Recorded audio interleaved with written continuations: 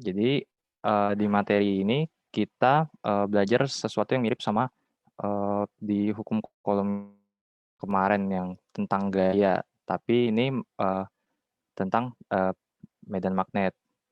Jadi di sini hukum apa namanya Biot-Savart ya, itu mengatakan bahwa F ini force sama dengan Q dikali ini cross product ya, cross product dari V dan B. V-nya itu adalah velocity dan B-nya itu adalah medan magnet. Nah, yang penting teman-teman perhatikan di sini bahwa ini itu ada dalam notasi vektor. Jadi arahnya itu sangat ngaruh. Dan biasanya di soal itu antara ditanyanya itu elektron sama proton. Nah, kita coba lihat yang di gambar sini dulu. Ini nggak ada keterangannya, tapi ini tuh B. Yang silang-silang ini ya. Kalau silang-silang itu artinya apa? Ada yang tahu nggak? Masuk ke dalam. Ya, masuk ke dalam bidang. Jadi di sini kita menentukan arah dari masing-masing V, F, dan B-nya itu menggunakan aturan tangan kanan. Jadi di sini mana? Tes. Ya, di sini kita pakai aturan tangan kanan. V itu ibu jari, B itu jari telunjuk atau jari yang lain. Nah, F-nya itu bisa punggung tangan atau telapak tangan, tergantung. Kalau dia itu proton, dia F-nya itu yang telapak tangan. Tapi kalau yang elektron, dia itu di punggung tangan. Jadi kayak gitu. Jadi kalau menentukan arah itu ya diarahin aja sesuai ke layar atau ke kertas. Nah, itu sumbunya pasti gitu. Oke. Soal arah, penentuan arahnya kayak begitu. Terus di sini itu ada soal sebuah elektron yang memiliki kecepatan V. V-nya ini di dalam notasi vektor, dia bergerak dalam medan magnet B. Medan magnet B-nya itu juga dalam notasi vektor. Nah, di sini kita harus mencari gaya dari elektron. Nah, ini catat elektron yang disebabkan oleh magnetic field B. Nah, yang kedua itu kita harus repeat your calculation for a proton. Nah, tadi kan kita bahas beda ada proton, ada elektron. Nah, berarti di sini kita mencari untuk kedua-duanya. Sebenarnya kalau udah dapet yang satu, kalau misalnya juga V-nya sama dan B-nya juga sama, itu kita tinggal reverse apa namanya? Reverse tandanya. Jadi caranya itu simple perkalian dan cross product. Nah, cross productnya itu kan nanti menghasilkan skalar. Jadi kita sort dulu yang mana yang V, yang mana yang B. Jadi ini VX ini sorry VX, VY, VX, VY. Sebenarnya jawabannya ada di sini ya udah. Itu cuman buat kalian kalau mau ngecek-ngecek aja. Kalau misalnya mau nyoba latihan soal, silakan lihat soalnya aja. Kalau kalian vektor udah bisa lah ya. Sini kali ke sini, tandanya positif, terus sini dikali ke sini, tandanya negatif. Oke. Terus berarti yang untuk yang A itu di rumusnya itu kita tambahin, nanti kita tambahin negatif di sini. Negatif Q.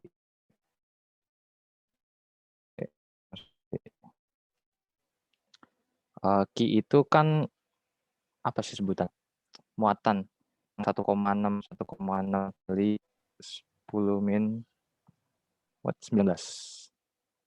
Nah, terus nanti dikali dengan hasil produknya ini. Coba kita lihat Vx-nya apa. Vx-nya 2 kan, ini X, Y. Sumbu X itu I, sumbu Y, sumbu Z, K.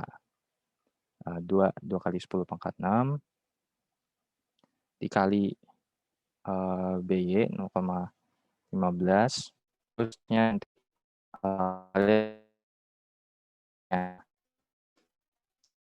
nah, untuk yang B itu adalah jadi nanti kita tinggal ubah tandanya, ini negatif, nanti yang ini positif untuk yang proton.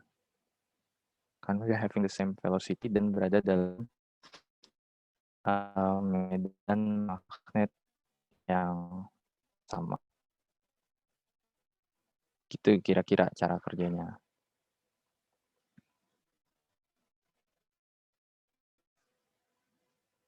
Nih kalau dilihat 1,6 kali ini cross produknya hasilnya 6,2 kali 10 pangkat 4 newton ke arah K. Ke arah K berarti positif Z. Terus B-nya tinggal kebalikannya. Oke, lagi.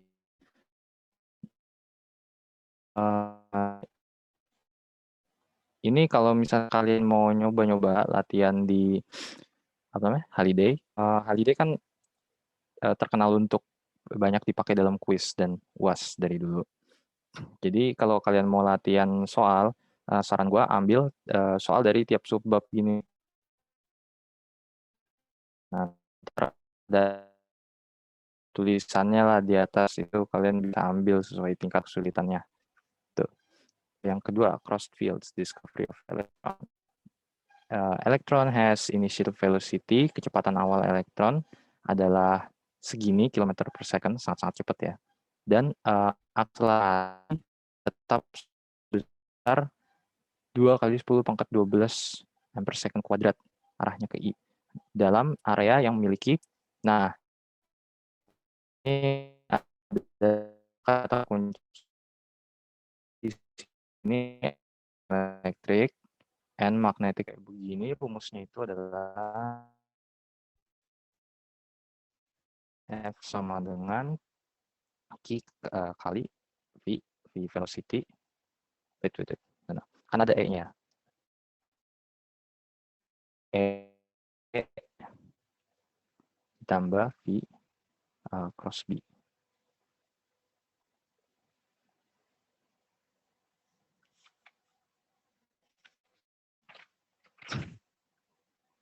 Nah, terus ada apa lagi yang diketahui di soal? Nah, di sini dikasih tahu kalau dia punya kecepatan awal sama akselerasi. Berarti itu mirip sama kalau akselerasi itu sama hukum Newton. Hukum Newton yang bunyinya F sama dengan M kali A.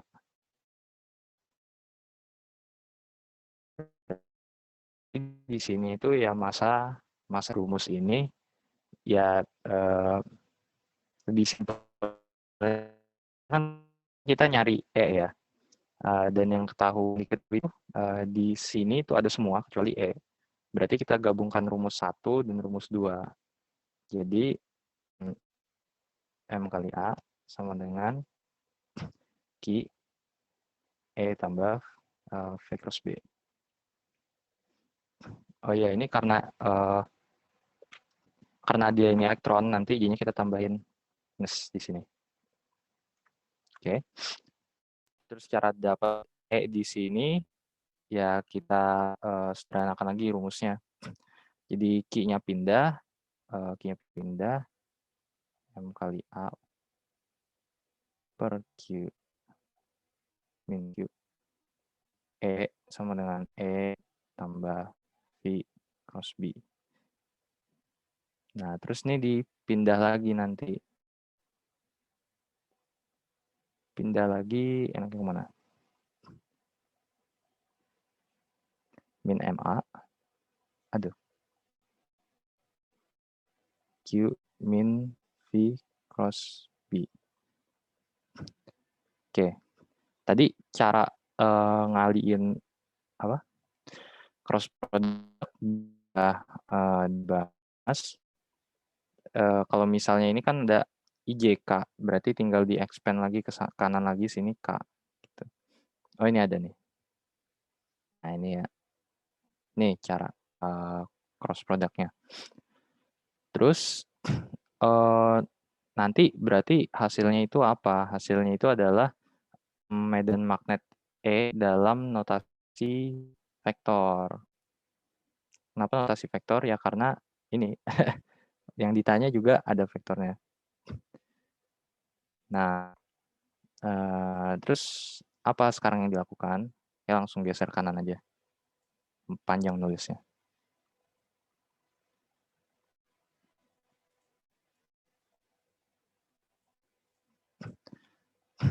Nah, selanjutnya itu tadi kan kita udah nge-cross product.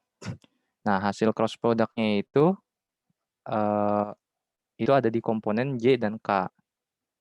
Nah, terus kita substitusikan, kita masukin ini, kembali lagi ke sini, terus kita dapatkan hasil dari medan magnetnya itu ada pada komponen I, J, sama K. Coba kalau kita lihat itu kenapa ini bisa tiba-tiba ada I? Karena ini acceleration-nya itu pada komponen I. Gitu. Don't forget yang ini juga vektor. Terus udah berarti ini E di X, ini E di Y, ini E di Z. Dihitung masing-masing, tinggal dikali-kaliin aja. Nanti dapat hasilnya medan magnet vektor. Oke, nyampe sini dulu. Apakah ada yang ditanya?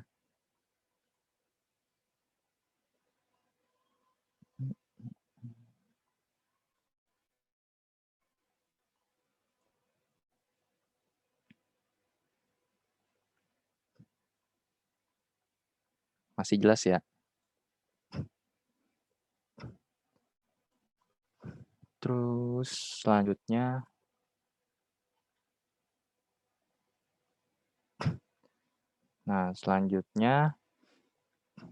ada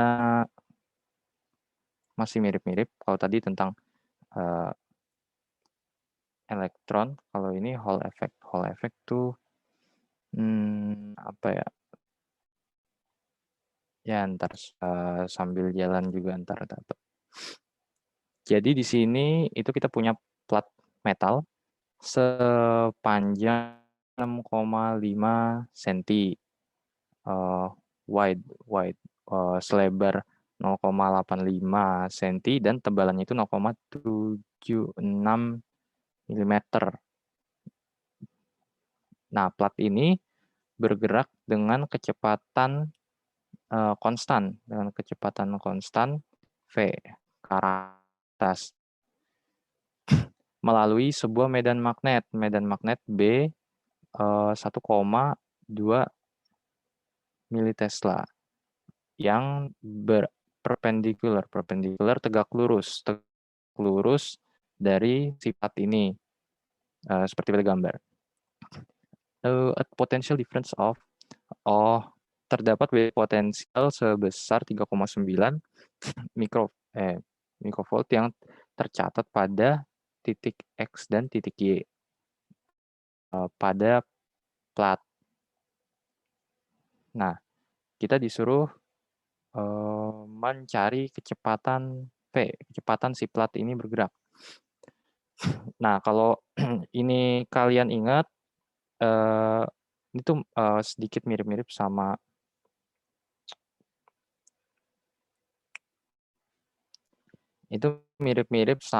materi kapasitor, di mana kita punya dua buah plat sejajar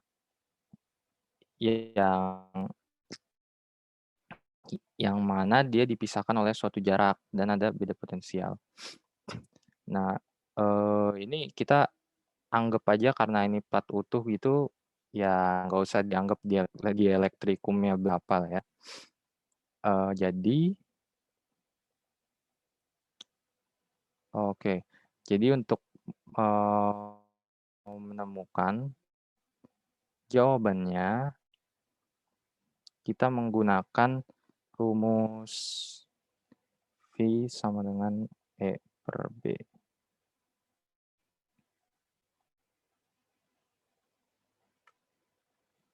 Oh, oke. Jadi kenapa bisa langsung, begini, karena, eee, karena pada soal ini tuh, set force equal to zero. Jadi kita anggap di sistem ini, force-nya sama dengan 0 dan menggunakan, hubungan antara electric field dan potential difference. Oke, jadi karena terdapat beda potensial di antara 2 titik di plat ini, maka terbentuklah, medan magnet. Nah, kita cara tahu, medan magnetnya itu berapa, itu ada di rumus, V2 min V1 per, D, per jaraknya ini. Kalau ini berarti Vx min Vy, Vx min Vy, V ini V voltage ya, Vy per D, D-nya itu adalah thickness 0,76. Nah, baru dibagi oleh B. Oh ya, ini karena, ngomongin voltage difference. Ya, ini, electric field-nya itu, jadi mutlak. Nah, terus udah deh dihitung, dimasukin angkanya. Angkanya berapa aja?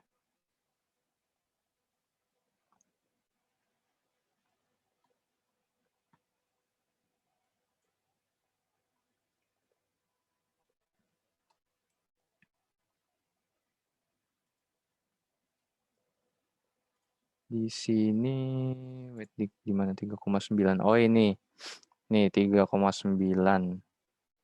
3,9 dibagi 0,8. Oh, di sini berarti dipakainya white-nya, tapi kenapa dipakai white-nya ya? Ya, berarti kalau kayak begini sih udah tergantung interpretasinya nah, tapi di sini di jawabannya itu dipakainya lebar dari si plat ini. Oke,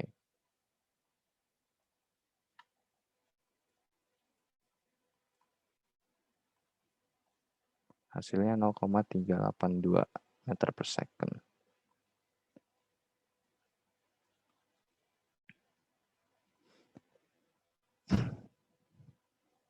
Nah, soal yang 17 ini masih pada subbab yang sama tentang alpha partikel yang sebuah partikel alpha diproduksi dalam radioaktif nuklei consist of two protons and two neutrons.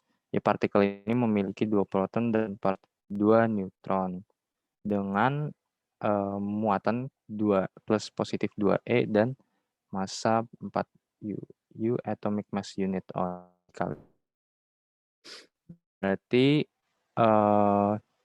suppose this particle bergerak uh, dalam pet lingkaran,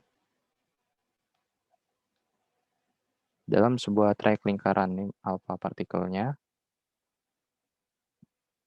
bergerak dalam lingkaran dengan radius 4,5 cm in a uniform magnetic field. Nggak dikasih tahu ya ke arah mana. Tapi kalau positif itu apa ya? Masuk apa ya kalau nggak salah. Berarti kalau di sini itu anggap tuh positif tuh masuk. Nah, dan dia mengalami pergerakan a circular path. Circular path berarti nanti trayeknya dia melengkung begini. Ya kenapa bisa begitu ya karena uh, nah karena coba lihat di gambar yang kanan ini atau kiri. Karena adanya gaya yang terjadi pada partikel tersebut. Berarti kalau ngomongin circular motion, ini kayaknya rumusnya nggak terlalu simpel. Itu pakai momentum angular, momentum sudut. Berarti mv kuadrat r. Coba mv kuadrat per r sama dengan bq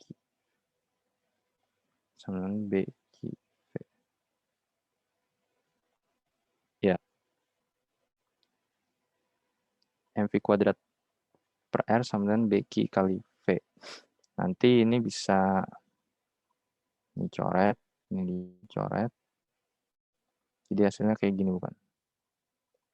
V sama dengan bq kali r per m. Ini massa partikel ini. Nah, terus yang ditanya pertama itu speednya. Speednya berarti ya udah ini. Yang kedua adalah periode revolution. Periode itu bisa dapatnya, bentar.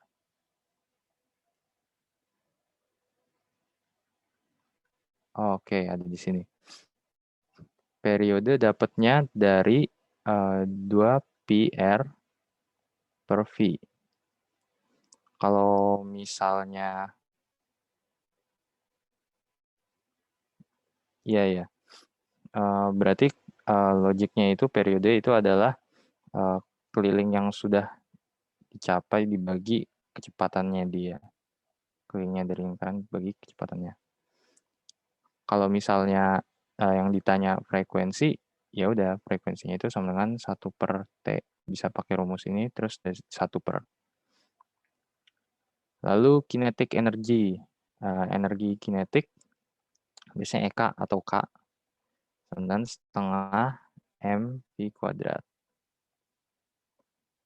M-nya itu pakai yang ini nih, 4 kali U.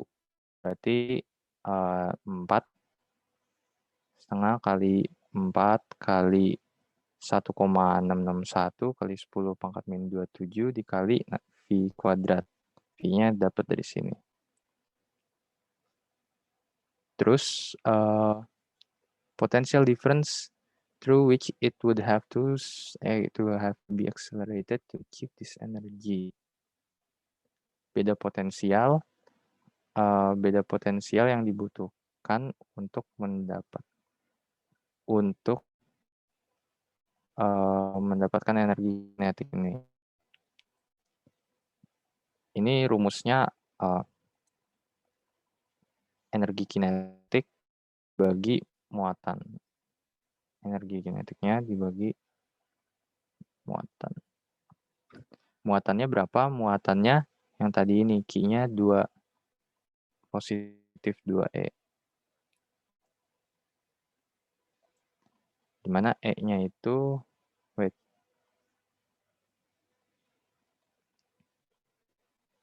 1,6 ya, 1,6 kali 10 min 19. Jadi kalau soal-soal yang berhubungan kayak atom gini memang bakalan banyak konstantanya.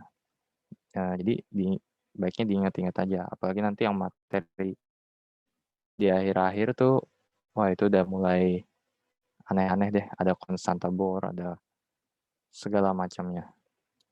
Jadi baiknya dicatat aja. Walaupun nanti pun open all, tapi ya kalau udah ada semua di satu tempat kan enak. Oke, sampai sini apakah ada pertanyaan?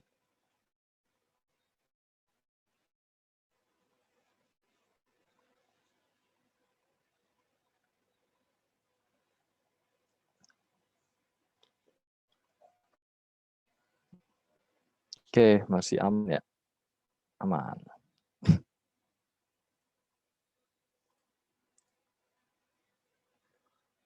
Nah, terus ini sebab baru lagi, circulating charge particle. Tapi sebenarnya ini juga udah hitungnya circulating sih. Tapi ya biarin lah, terserah bukunya. Jadi source injects, baca dulu soalnya, a source injects electron of speed v something something into a uniform magnetic field B. Oke. Jadi pada soal ini tuh nggak ada gambarnya di buku.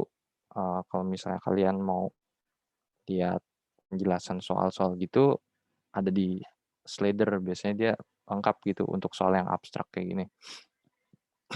Jadi di sini kita punya medan magnet seragam B. Anggapannya di sini medan magnet nih, garis-garis medannya ke arah sini. Dan di medan magnet itu kita memasukkan sebuah elektron dengan kecepatan 1,5 kali 10 pangkat 7 meter per second. Nah, berarti anggaplah ini kayak sungai, terus kalian cemplungin ke sini misalnya apa? Tutup botol. Nah, tutup botol. Nanti dia akan kebawa sama arusnya air kan. Tapi kalau di soal ini dia akan bergerak melingkar.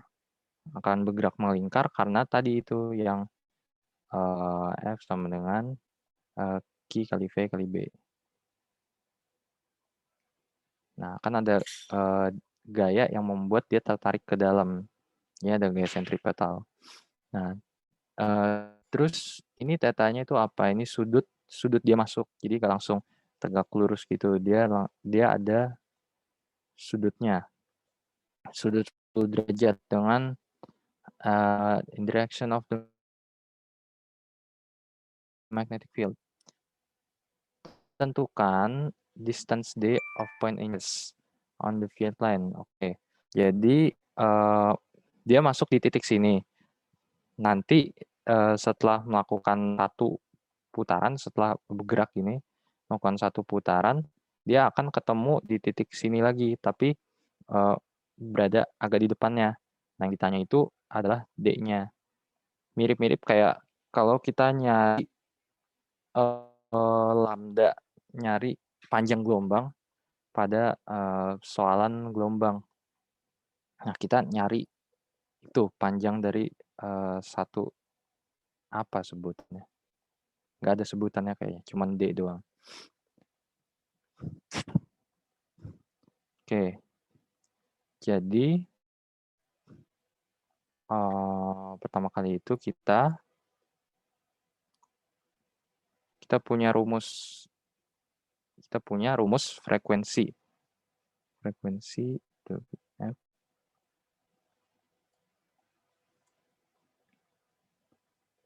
Oke, jadi di sini udah ada hint-nya nih soalnya kalau D sendiri itu kita nyarinya dengan V cos theta per F.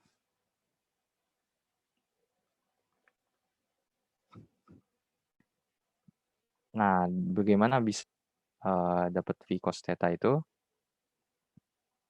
Ya karena harusnya dia bisa langsung V per F, tapi karena dia ada sudutnya, dia jadi ada cos theta.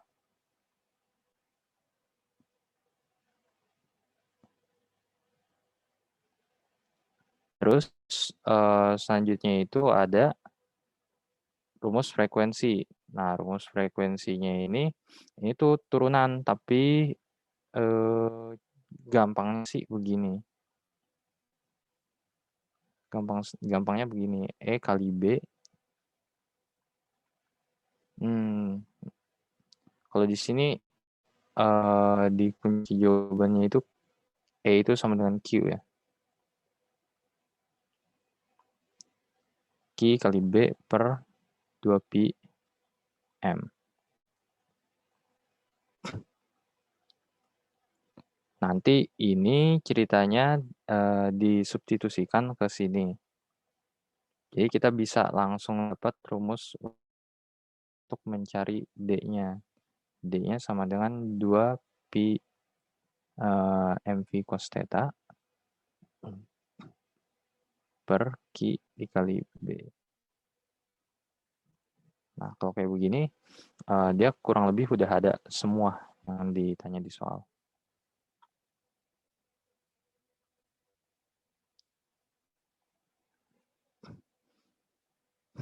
Nah, terus soal yang kedua itu juga mirip sama yang pertama materinya, di mana particle undergoes uniform circular motion with radius 26.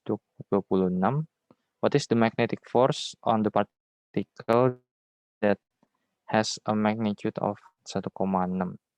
Berarti yang ditanya adalah gayanya, F-nya, dan energi kinetiknya.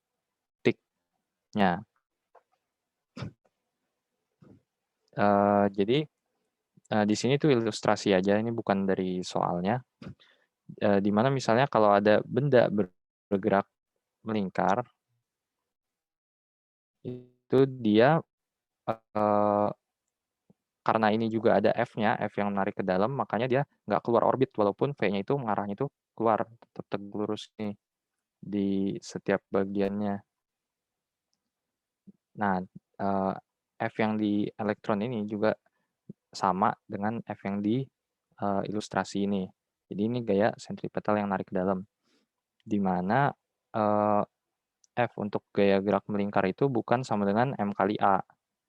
Bukan. Jadi di sini F-nya itu sama dengan M kali V kuadrat per R.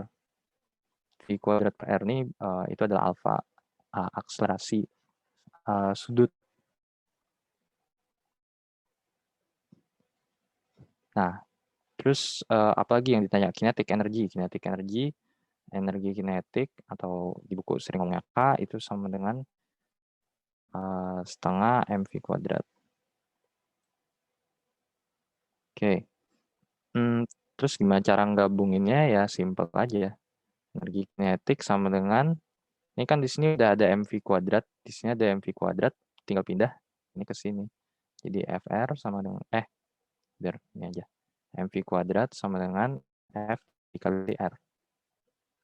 Terus kita masukin ini ke sini. Ya udah, EK sama dengan setengah kali F kali R. Hitung deh, tinggal masukin angka. Hasilnya Joule, dalam Joule, energi. Masih jelas? Apa-apa dengan tuh habis ekspor.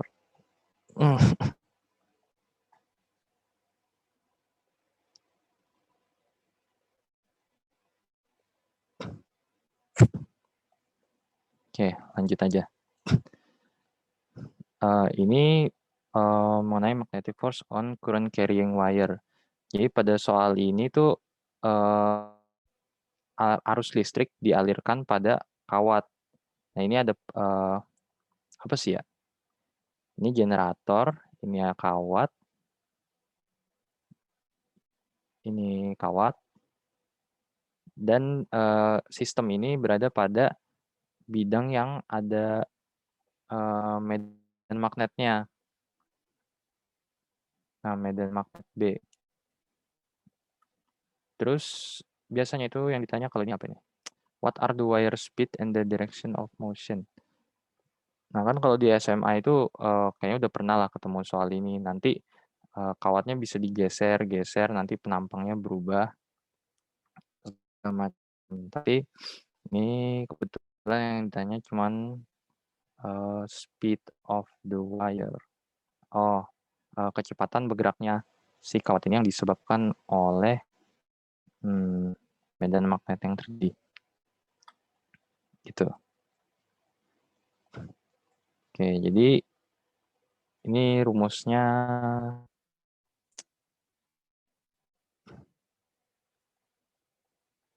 ini tuh rumusnya kalau di SMA tuh bukan IDBS.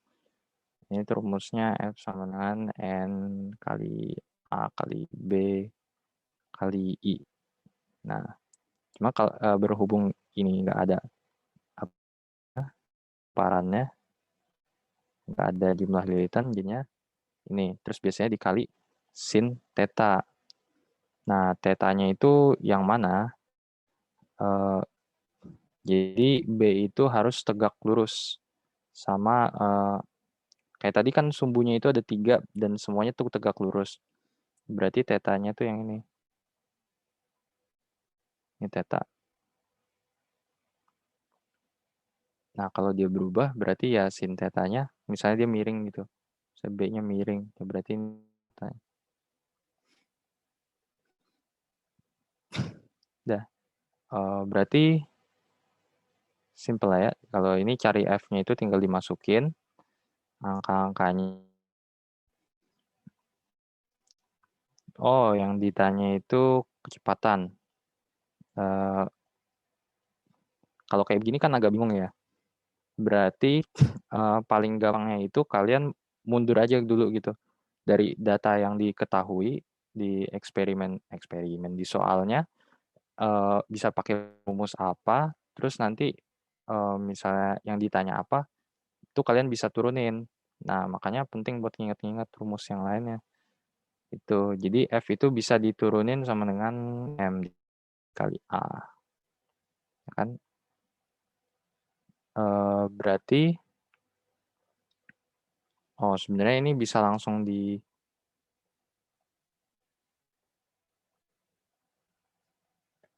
ini A-nya area. Wait, sorry.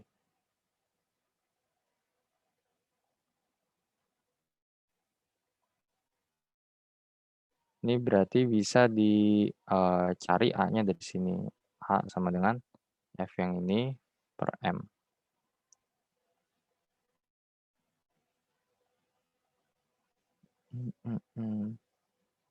Oke. Dan hasilnya itu uh, segini 546,06 kali 10 pangkat min 3 meter per second kuadrat. Nah, terus untuk cari F-nya itu bagaimana? Kita mundur lagi caranya. Jadi awalnya anggap ini kawatnya diem, terus karena terjadi gaya pada kawatnya ini, maka dia bergerak dengan kecepatan yang akselerasinya itu A. Berarti dia gerak lurus beraturan, tapi punya kecepatan awal 0. Dia V sama dengan V0 tambah AT. Mundur lagi dari sini, mundur sini.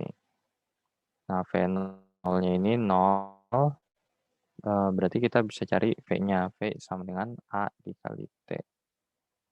At T0 device disconnected producing, ya. Berarti T-nya yang ini nih.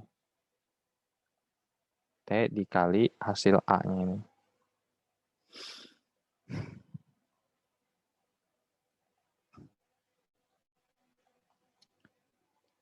Oh iya, ini karena dia nggak memperhitungkan mengukur penampangnya, ini berarti AA-nya ini bisa diganti jadi L. Panjangnya ini. Ini D ya, aneh-aneh lagi. D.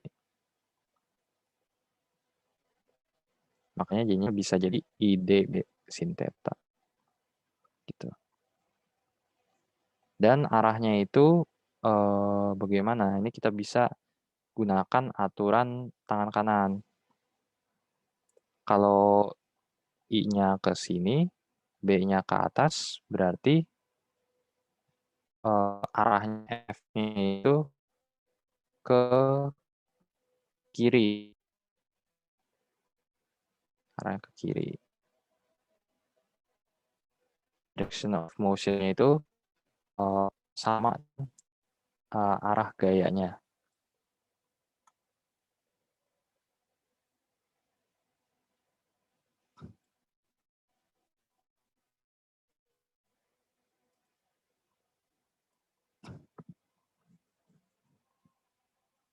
Ntar, break 2 menit ya, azan.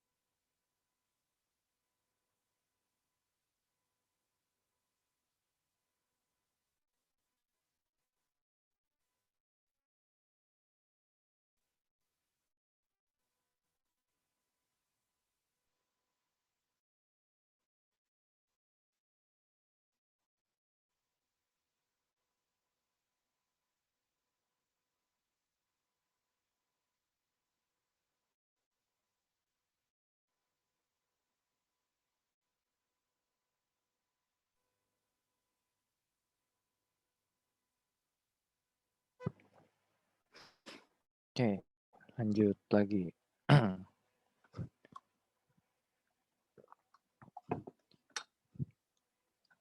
Di soal nomor 42 ini,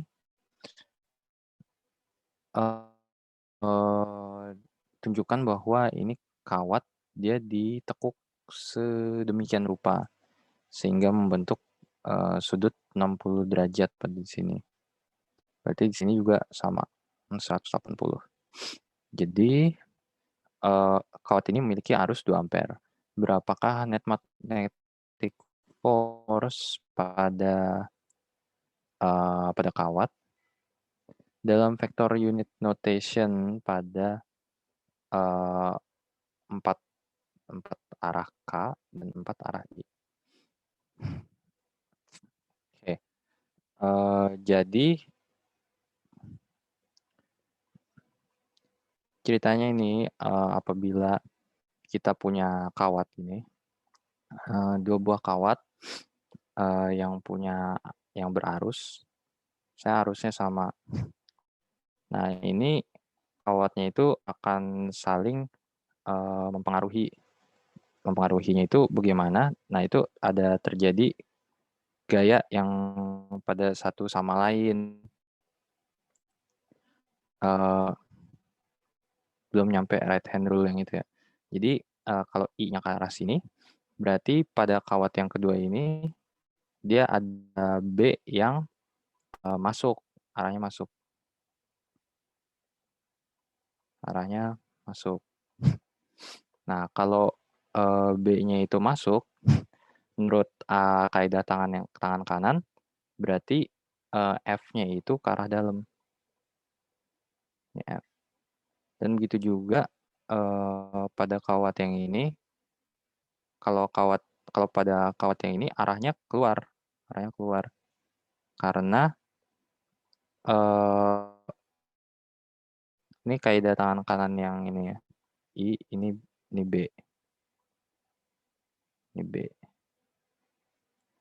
Nah, ini ada yang, keluar, berarti kalau keluar, arusnya ke atas, dia gayanya ke sini. Nanti, hasilnya itu kawatnya itu kayak saling mendekat satu sama lain. Nah, untuk kalau arusnya arahnya beda, dia bakal arahnya menjauh, gitu. Tinggal diingat itunya aja. Hubungannya apa sama soal ini? Ya, hubungannya adalah kita harus, mengetahui, eee, medan magnet dan gaya yang terjadi di sistemnya ini. Nah, kalau kalian udah lihat nih di gambar kanan sini, itu, eee, berdasarkan right hand rule juga ya. Jadi, arah arusnya ke atas ini berarti B-nya itu medan magnetnya, berlawanan arah jarum jam. Berlawanan berarti kalau di sini dia masuk, di sini dia keluar.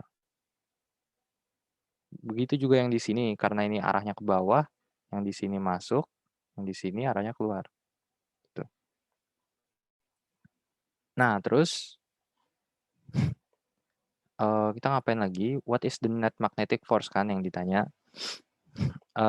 Cuman nih arahnya bagaimana nih, ada sudut-sudutnya begini. Yang ditanya itu pada arah K dan arah I. Oh, kalau arah K, kalau berdasarkan gambar ini kayak nggak ada komponen yang mengarah pada K sih. By the right hand rule, a field in the K direction produces in it when a wire Y component force. Oke, berarti kalau dari sini, gaya yang terjadi itu diuraikan dulu. Berarti kalau kondisinya begini, dia gayanya itu bakal seperti ini.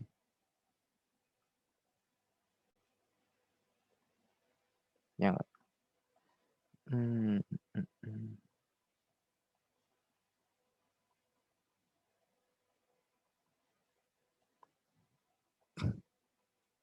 Iya, jadi, eee,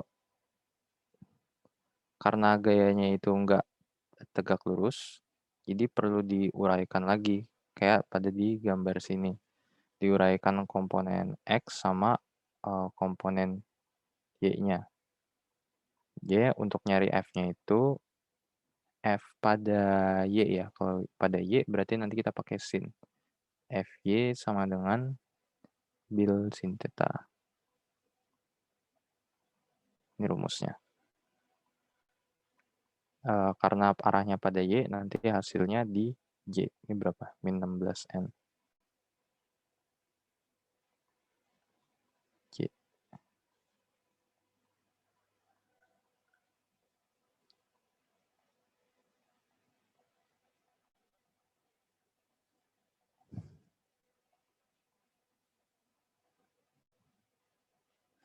Hmm. Oh, ini arahnya ke dalam. Coba apa bener ya?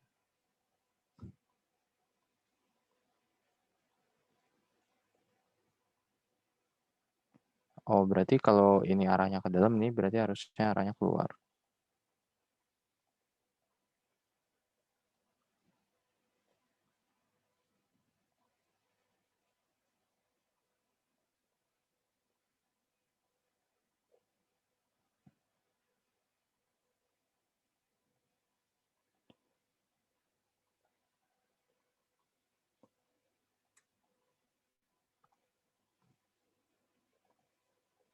Ini soal-soal selanjutnya ini ya tentang torsi sama momen magnetik.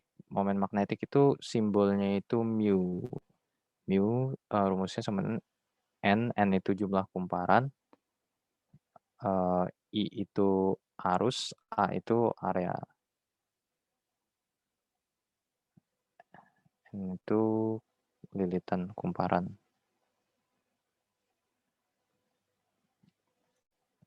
Ini torsi akibat momen dipol magnet. Jadi torsi itu ya torsi. Kayak misalnya lu ada gaya yang bekerja pada suatu lengan. Itu torsi. Jadi torsi akibat momen dipol itu adalah momen magnet dikali medan magnetnya. Energi rumusnya ini. Usaha energi U negatif kali momen magnet kali medan magnet. Usaha W dikali W sama dengan itu delta U perubahan energi. Jadi torsi pada sebuah loop dengan berarus. Jadi gambar berikut menunjukkan persegi. Perseginya ini cuman bukan satu wire doang. Dia ada 20 coil of wire with dimension 10 by 5. Ukurannya 10 kali 5. Dan arusnya 10 ampere. Ditanyakan adalah berapa torsi yang bekerja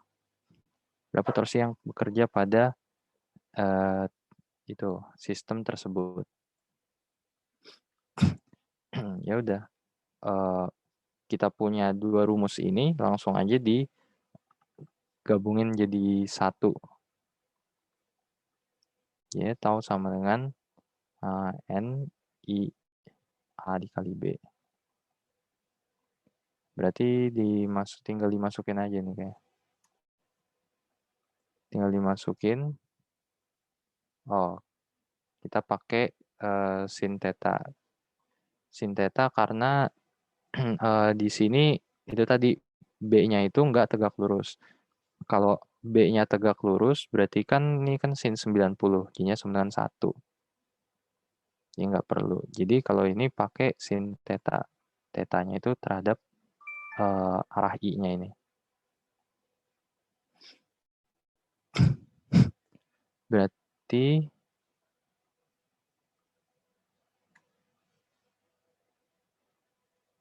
ya tinggal dimasukin berarti ya.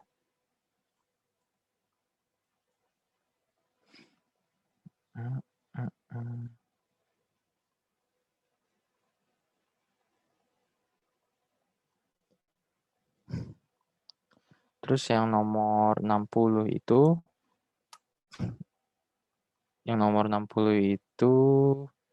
what is the magnetic dipole moment of this loop? Momen dipole magnetiknya itu berapa? Berarti yang ditanya itu adalah mu-nya. Cuman di sini itu nggak pakai hitungan. Di sini tuh cuman konsep aja di mana A 30 cm, B 20 cm. Berarti karena dia berada pada sumbu yang berbeda, berarti momen dipole magnetiknya itu kalau di sini dalam vektor unit ya, berarti per bidangnya.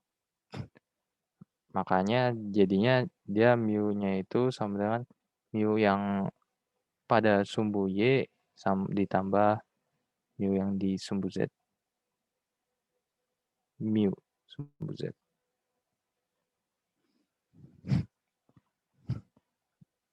Mu itu rumusnya tadi IA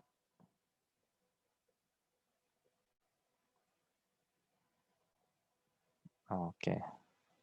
Jadi tinggal dimasukin nanti rumusnya. IA dikali CJ kali BK. Tergantung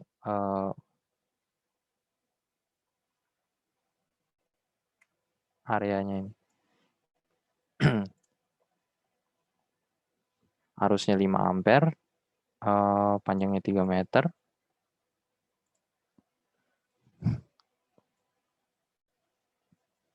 Terus pada komponennya itu J dan K-nya 1 meter dan 2 meter.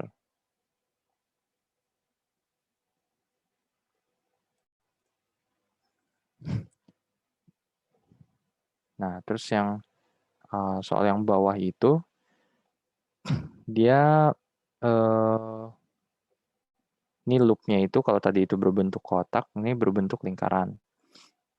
Pada bidang XY, di mana arusnya itu secara clockwise, secara jarum jam. Yang ditanya adalah magnitude of the net magnetic dipole. Berarti magnitude itu besar, berarti yang ditanya itu besaran magnetic dipole-nya itu berapa. Rumusnya kan tadi N kali I kali A. N yang nggak ada.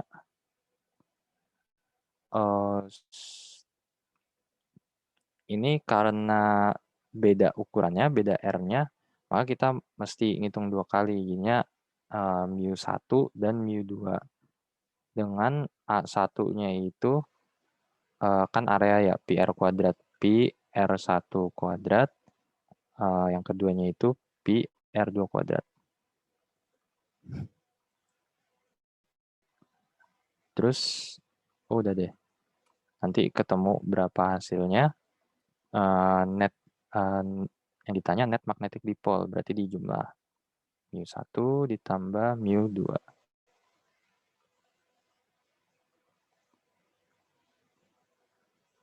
Hasilnya adalah segini. Nah, untuk yang bagian B, ulangi untuk reverse current of the inner loop. Berarti yang B itu I-nya ke arah dalam, inner loop ya, inner loop. Inner loop I-nya ke arah dalam. Bedanya itu berarti nanti di mu2-nya itu, mu2-nya negatif. Tetap hitungan yang sama, tapi negatif. Berarti nanti hasilnya itu mu-nya sama dengan mu1 dikurang mu2. Adakah?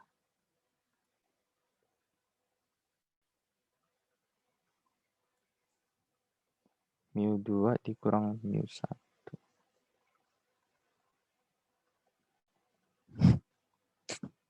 Ya sebenarnya bisa sih sama aja. Beda tanda.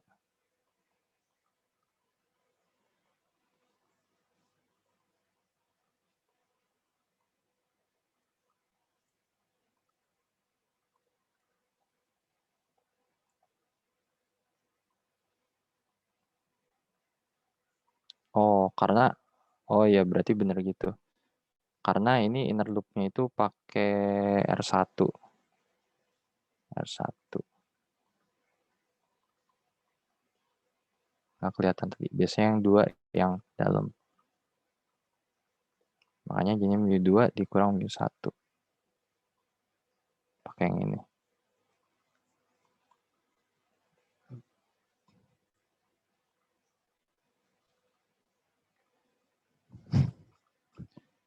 Nah, udah masuk ke bab selanjutnya.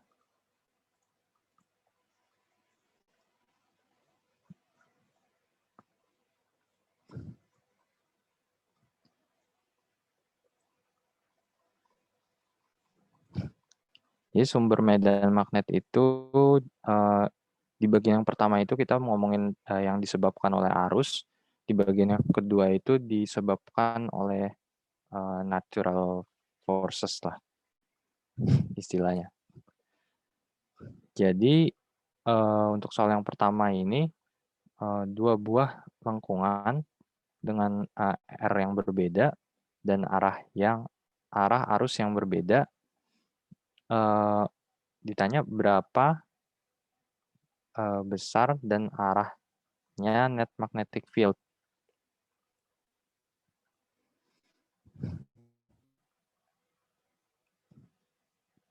Oke.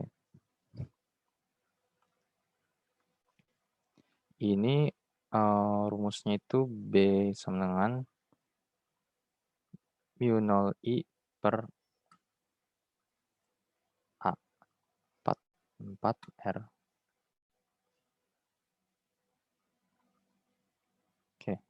Jadi rumusnya itu B sama dengan mu 0 I per 4 R. Tapi berhubung ini R-nya berbeda, jadinya kita tinggal subtract aja, kurangin R1 dikurangi R2. Nanti gunanya yang I-nya itu apa? Untuk menentukan arahnya B ini. Kan nanti dapat tuh hasilnya netnya berapa. Berarti mu0 itu 4. Ini konstanta ya. Pi kali 10 min 7 dikali 0,281 ampere dibagi 4 dikali 1 per R1 dikurang 1 per R2. Nah, ini menentukan B-nya.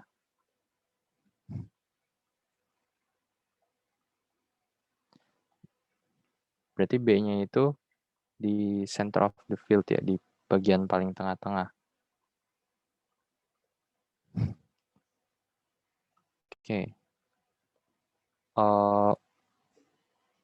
Berarti arahnya itu tergantung dari B satuannya ini mana yang lebih besar.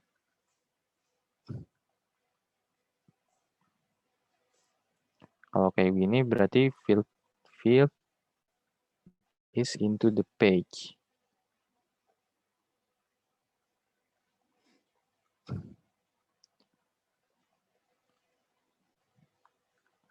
Ya, karena di sini R1 ini dia sebagai pembagi kan lebih kecil, berarti B1 itu lebih besar daripada B2. Berarti arahnya ngikut ke B1. Kan kalau arahnya ini kan arahnya R1, kalau arahnya R2 itu keluar. Arahnya R2 itu keluar. Tapi lebih besar yang R1. Gitu.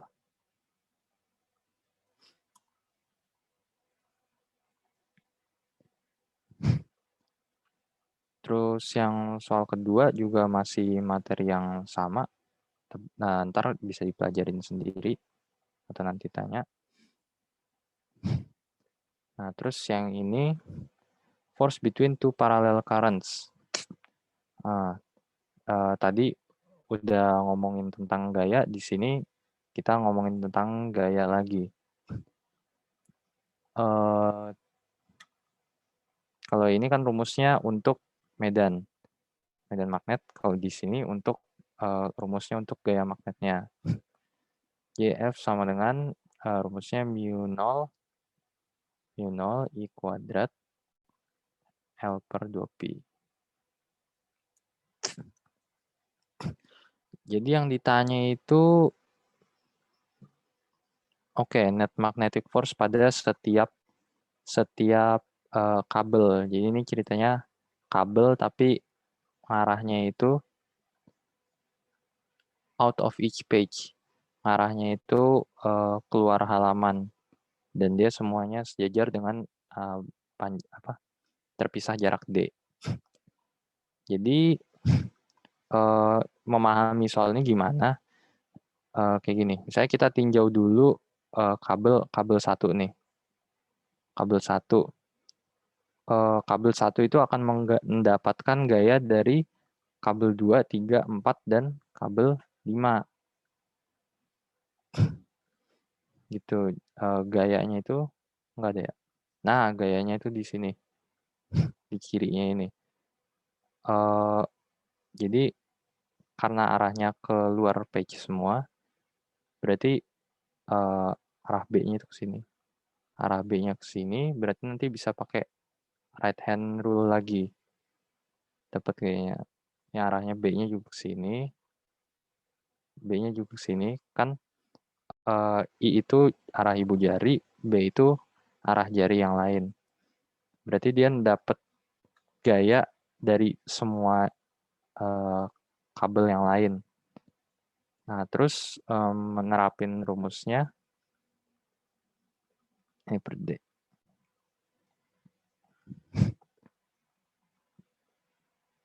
Nah, ini nerapin rumusnya itu kayak begini nih di kanan ini. Tergantung jaraknya kabel lain itu terhadap kabel satu. Berarti di sini jaraknya D, di sini 2D, 3, 4D. Itu juga kalau misalnya di kabel 2, kalau di kan kabel 1 dapat dari semua kabel. Kalau dari kabel 2, berarti dia dapat dari kabel 1, dapat dari kabel 3, kabel 4, sama kabel 5. Kenapa hitungannya bisa tinggal begini? Karena nanti gaya yang dihasilkan sama kabel 1 sama kabel 3 itu berlawanan. Pas kebetulan dia jaraknya itu sama. Jadi ini harusnya ini ada di 1 per D, dikurang 1 per D gitu di sini. Tuh. Terus kalau yang di kabel 3 itu sama dengan 0 karena gayanya seimbang. Dari kanan ada 2 kabel, kiri juga 2 kabel. Terus untuk kabel yang keempat itu besarannya sama kayak di kabel kedua. Cuman simetrinya kebalik gitu, jadinya dia dikasih tanda negatif. Yang untuk kelima juga dikasih negatif. Tuh.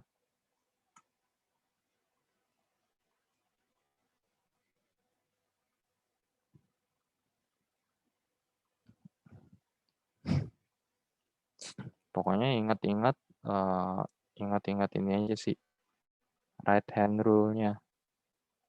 Ini ke arah sini I, ntar ke arah sini keluarnya B.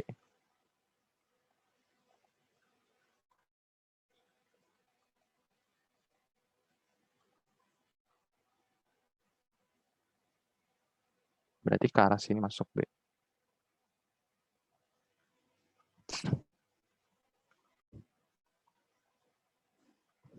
Nah ini nih, ini mengenai Amperian loop. Rumus yang agak-agak absurd ini tuh buat apaan?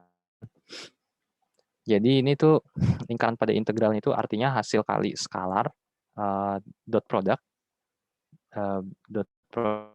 dari B dan DS yang akan diintegrasi sepanjang loop tertutup. Jadi integral ini maksudnya diintegral pada lintasan yang tertutup. Itu sama dengan mu 0 kali sigma I. Kalau di buku atau di mana kan tuh I doang ya, nanti ada soalnya dia yang pakai sigma. Itu jumlah total arus yang dilingkupi lintasan S. Nah, kita milih lintasannya loop ampere ini seperti apa, ini tuh ada kriterianya nih. Nih, pilihlah lintasan tertutup sedemikian rupa sehingga kuat magnet pada berbagai titik di medan itu, berbagai titik di lintasan itu konstan. Dan vektor medan magnet dan vektor elemen lintasan selalu membentuk sudut konstan untuk semua elemen. Coba dilihat di gambar yang di kanan, ini tuh gambar dari Halliday kayaknya. Kelihatan kah? Jadi hukum ampernya ini diterapkan kepada ampere loop untuk dua kabel ini,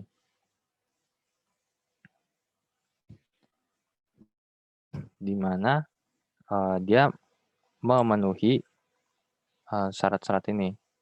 Kuat medan magnet di berbagai titiknya konstan, dan vektornya itu membentuk sudut konstan.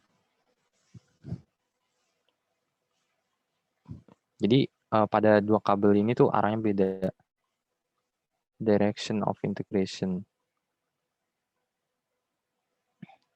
Ini right hand rule-nya aja sama kayak yang tadi sebelumnya. Jadi implementasi integral tertutupnya ini bagaimana sebenarnya? Kalau pada kawat lurus itu S-nya itu loop-nya atau penampangnya. Kalau di kawat itu kan dia cuma garis doang ya. Oh, ini bukan kawat lurus ini. Kawat melingkar, sorry. Kawat lurus melingkar. Berarti nanti ds-nya ini berubah jadi 2πr. Pi kali D, keliling lingkaran. Sehingga rumusnya itu jadi mu0 kali I per 2πr. Ini kan di sini harusnya sebelahnya itu mu0 I ya. Ini pindah per 2πr kuadrat. Dikali R. Kalau ini, ini jadi R-nya itu ada 2, di mana R kecilnya itu untuk ampere loop-nya, dan kabelnya sendiri itu R-nya R besar. Terus pada solenoid tuh sebenarnya bentuknya nggak kelihatan kayak gitu ya. Bentuknya tuh kayak coil gini. Cuman ini tuh dilihat dari penampang sampingnya. Kalau dilihat lebih dekat lagi, ya dia kelihatan yang ini itu titik, yang ini itu bawahnya cross. Nah, terus kita nggambar ampere loop-nya di sini tuh di bagian yang ininya sama, supaya dia membentuk loop. Harusnya bisa aja kan ke sini yang bawah, tapi ke bawah gini. Tapi nanti kan nggak seragam medannya. Jadi loop yang ini rumusnya berubah jadi ds-nya S itu kan ini untuk lintasan S. Tapi ini lintasannya itu punya beda-beda batas. Ini kalau di kalkulus ada ya. Jadinya kita pisah-pisah dulu, ini batas A sampai batas B sampai batas C sampai D, A sama D. Simpelnya rumusnya tinggal begini doang jadinya. mu0 kali I kali N. Dah gitu. Kalau toroid itu kayak solenoid, tapi solenoidnya nyambung jadinya jadi lingkaran. Itu ds-nya jadi 2πr keliling lingkaran sama dengan mu0 I, tapi dikali N, soalnya dia ada kumparan kan. Jadi rumusnya itu adalah mu0 IN per 2πr. Di mana R-nya itu adalah ini ampere loop-nya. Nah, kalau coil, sebenarnya gue juga kurang paham coil ini tuh maksudnya apa. Tapi dia itu arahnya pada sumbu Z. Jadi dia rumusnya D sama dengan mu0 kali mu ini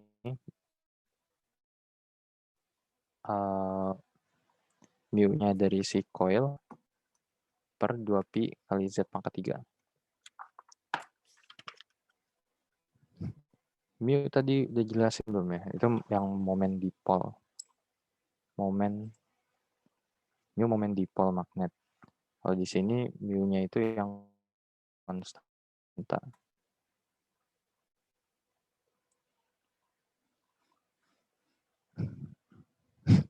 Nah, ini soalnya agak antara rumit nggak rumit sih. Jadi ini nanya pada circular pipe, long circular pipe, uniform distribute.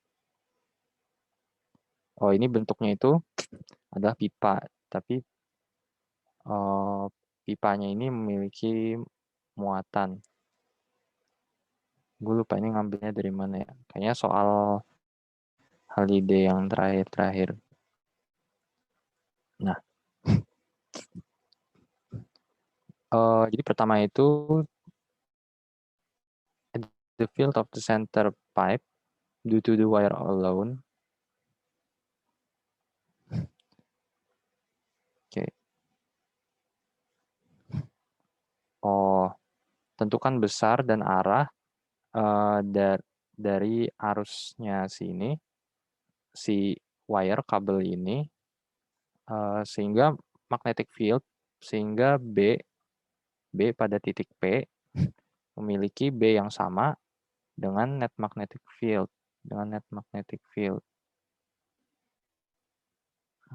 At the center. Oh, jadi kita intinya menentukan arus yang dibutuhkan supaya B di sini sama dengan B pada di sini. BC ini, center. Tapi dalam opposite direction.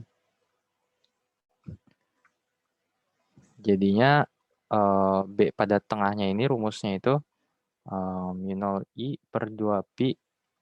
Ini kan penampangnya ya. Penampangnya itu 3 kali R. Penampang. Ya, ds-nya itu berarti 3 kali R. Jarak dari wire-nya ini ke sini. Per 3R. Nah, B pada P lebih besar daripada B C-nya wire. Sehingga BP sama dengan BC sama dengan BP. Oh, oke. Supaya seimbang, maka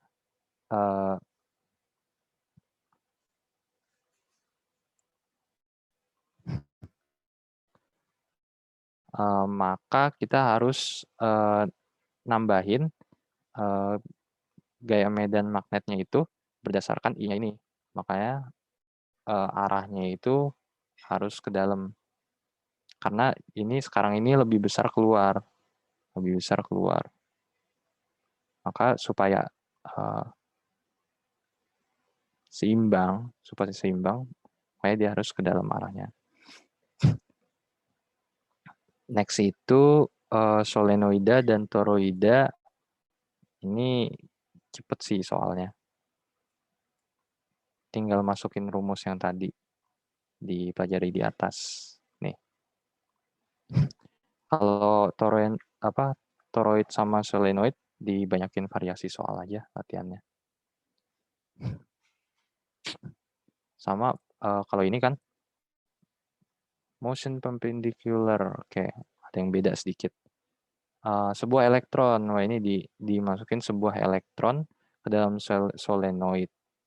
Solenoidnya radiusnya itu 2,3 perpendicular. Speed of the electron. Oke, ini aneh banget. Jadi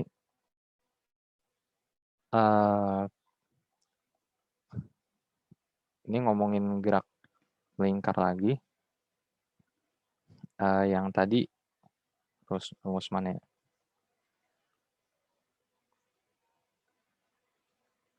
mv kuadrat per R sama dengan B kali Q kali V.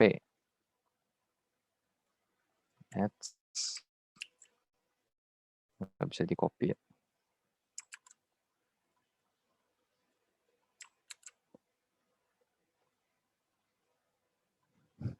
Itulah. Nanti baru kita bisa masuk pada rumus ini. Ini E-nya ini sama dengan Q ya, jangan lupa.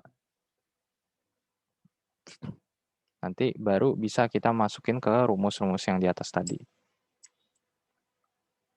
Harap bersabar karena emang soal hal ini. Jadi, nah yang terakhir itu ini tuh materinya benar-benar nyerempet sama kimia, fisika dan kimia. Jadi sumber medan magnet yang disebabkan oleh partikel alami. Intermezzonya itu magnet alami terbesar yang kita tahu di bumi itu adalah buminya sendiri.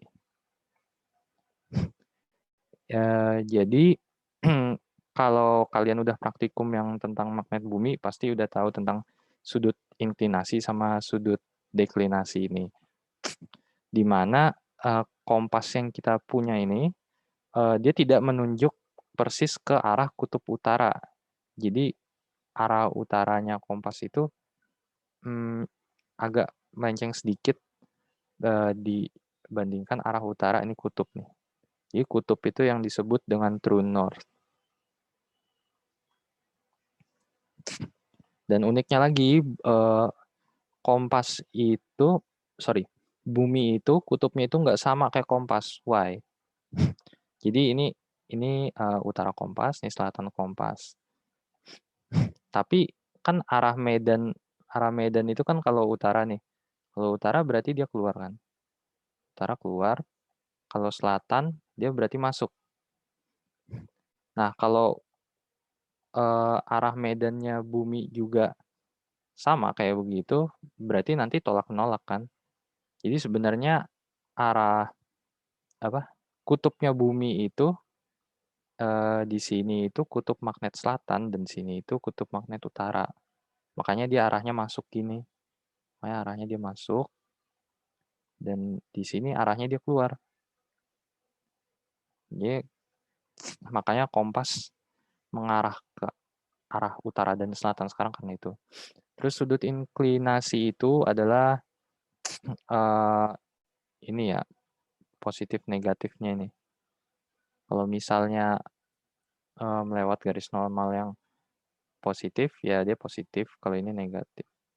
Sudutnya yang I, ini sudutnya.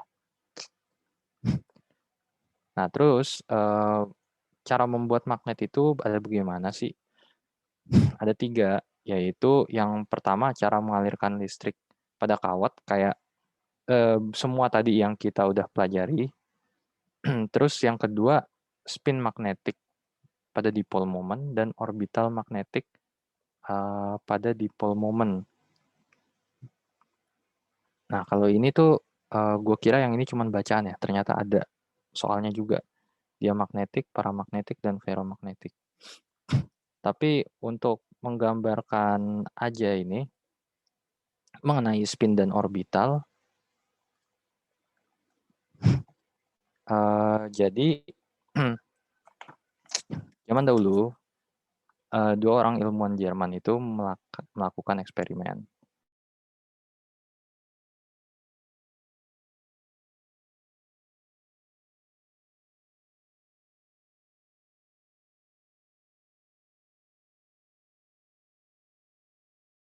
Dia dilewati ada medan magnet. Ketika dipanaskan ini nanti atomnya itu terpecah dan dia keluar. Terus di sini itu ada screen, viewing screen lah, kayak di apa sih namanya, fotometri. Nah, ngomongin soal itu, kalau kayak di fotometri kan kelihatan ada terang satu, gelap satu. Nah, itu karena itu menganut fisika klasik mengenai gelombang. Jadi ilmuwan ini kedua ini menganggapnya bakal ketemu pattern yang sama kayak begitu. Ada di sini ada lagi garis-garis. Tapi kenyataannya enggak, elektron yang menempel. Jadi di sini tuh bakal menempel elektronnya. Ini elektronnya lepas, terus keluar, terus kena pengaruh dari medan yang di sini. Terus dia menempelnya ini cuman pada 2 pola.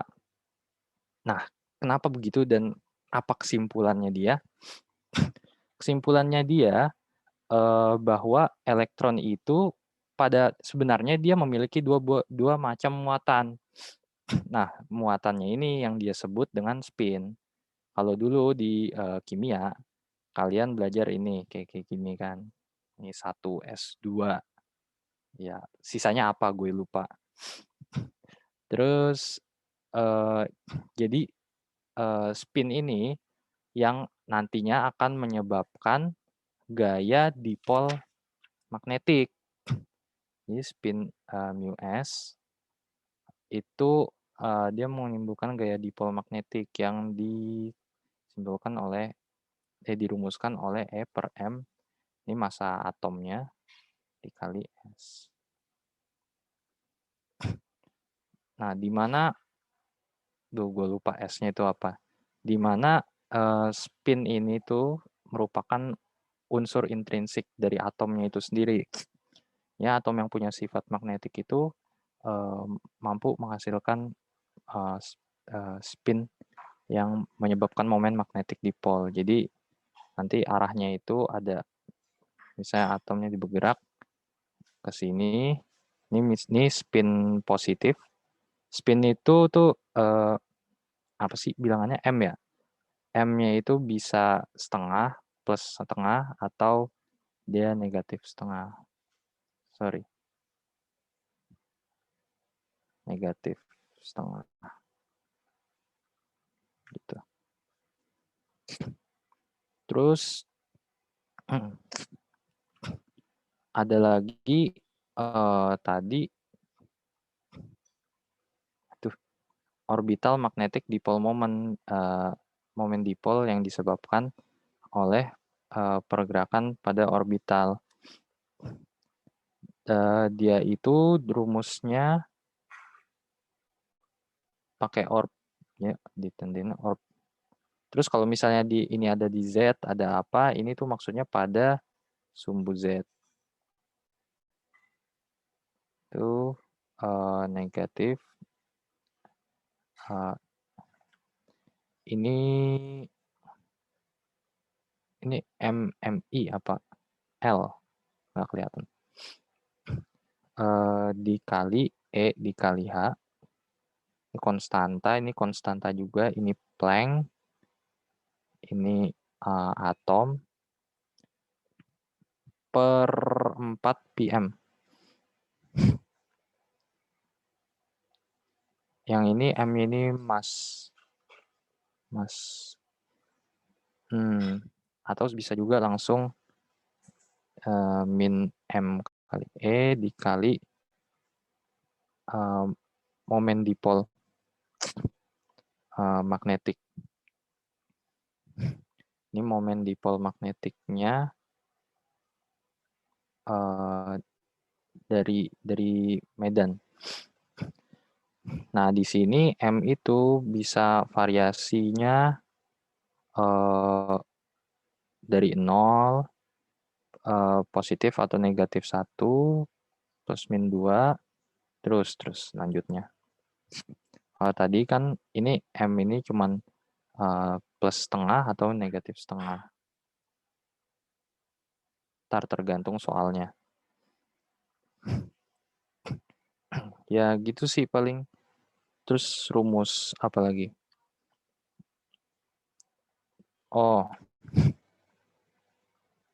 ada lagi macam-macam. Momentum sudut. Jadi mu itu sama dengan momen dipol magnet. L itu adalah momen sudut.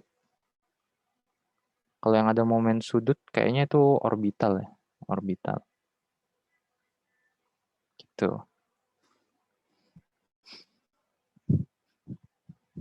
Kalau S doang tuh spin. Ya, ada rumusnya itu sama aja sih. Spin spin pada sumbu Z nih. Sumbu Z, SZ itu MS kali H per 2pi. Dimana ini MS-nya ini, ya ini bilangan spin, satu positif setengah atau negatif setengah. Ini sih yang dihafal paling. Bisa dilihat dari PPT-nya Pak Perinov sih ada ya. Nah, dari rumus-rumus itu harusnya yang nomor 33 ini sudah kejawab. Tapi gue bantu sedikit. Jadi, momentum with M-nya sama dengan 0. Momentum with M ini bilangannya ya, bilangan orbitalnya itu sama dengan 0. What are the components of L orbital Z and mu? Tadi momen sudut dan momen dipol. Ya karena karena kedua rumus tadi itu membutuhkan ini. Oh, kalau L momentum belum ya. L orbital rumusnya H per 2pi. Ini sama juga, ini Planck. Ini bilangan orbitalnya. Karena sama-sama ada ini, maka kalau dia sama dengan 0 ya hasilnya 0. Yang C-nya itu,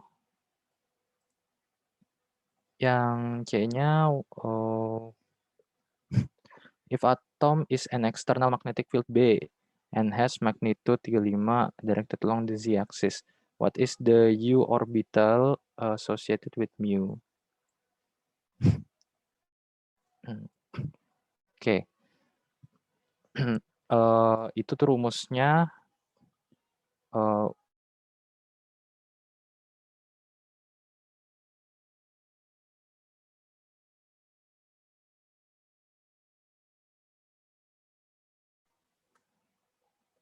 sama dengan ya energinya sama dengan min, ini hubungannya sama ml-nya ini lagi dikali mu b. Tadi ada nggak? Ini karena dia ada medan eksternal, makanya pakai rumus ini. Sama kayak yang di eksperimen tadi, perhitungannya kira-kira. Karena dia 0, maka dia hasilnya 0 lagi. Terus spin energy associated with mu s. Nah, regardless of the value. Jadi, kalau ini kan tadi hubungannya ini sama orbital. Kalau spin nggak pakai itu. Jadi, kalau spin, itu kita nyarinya pakai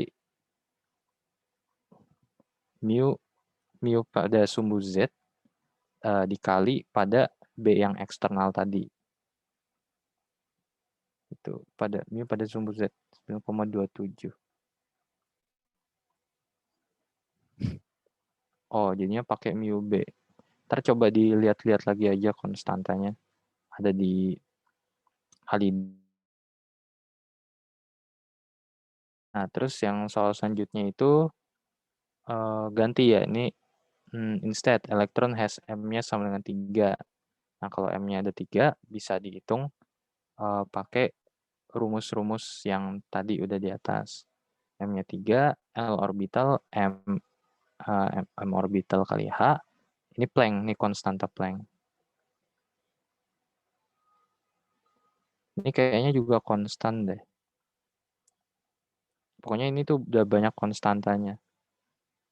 Tuh, jadi udah bisa dihitung. Kalau sudah ada bilangan orbitalnya. Nah, untuk dia magnetism, paramagnetism, sama ferromagnetism. Ini kayaknya kalian baca sendiri aja soalnya waktunya nggak cukup. Hmm, ya emang materinya agak aneh-aneh juga nih. Dia magnetism, paramagnetism. Ini tuh ada di rumus kimia nih yang sama dengan U, ini NKT.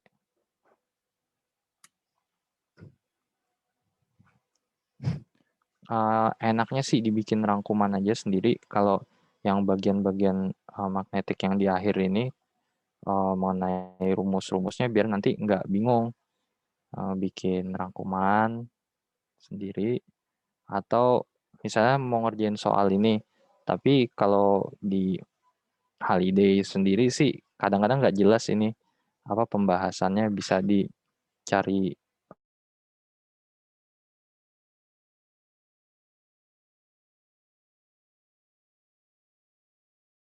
gitu.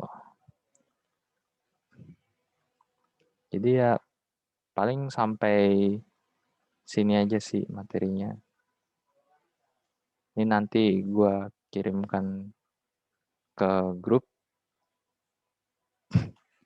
Ada pertanyaan nggak sebelum gue tutup?